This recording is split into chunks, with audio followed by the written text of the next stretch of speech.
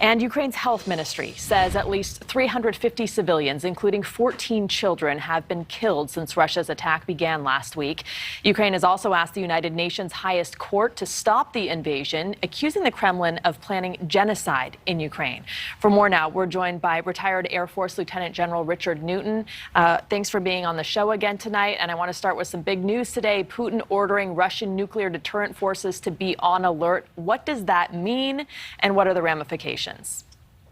Well, good evening, Rutabaga. It's reported earlier about Putin increasing the nuclear posture of his nuclear forces was quite newsworthy.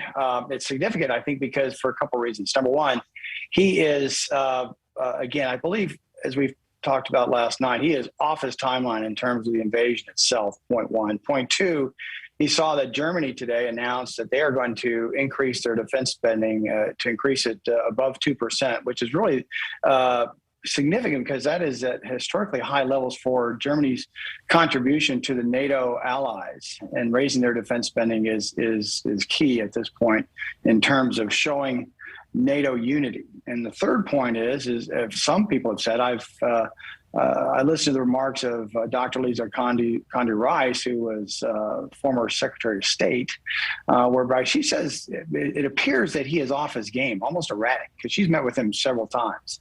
And so there is a point where he is being challenged by the fact that things are not going as well on the invasion itself, and then also on the world stage, that Ukraine is putting up to fight to a massively powerful Russian invasion force. So that put that all together, and he's up in the ante in terms of at least raising the posture level of his nuclear forces.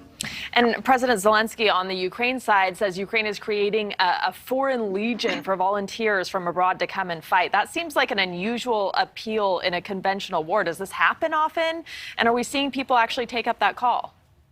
Well, very interesting. It's extraordinary. Again, you have President Zelensky, who is, by all intents and purposes, he and the 3 million or so citizens of Kyiv are surrounded by Russian forces, and he's not only staying the course, he's showing what I call iron will in terms of his political leadership of the nation, but also he is asking for those who are outside Ukraine, even Ukrainian citizens, but those who are not necessarily Ukrainian citizens, but are also feel the same zest that he has in fighting for democracy and freedom, to call them into the fight.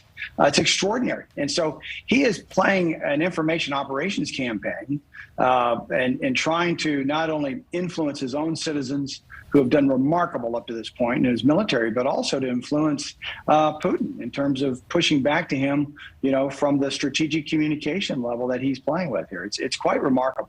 It really is. All right, Lieutenant General Richard Newton, thank you. We'll check back in with you in the next hour. Appreciate it.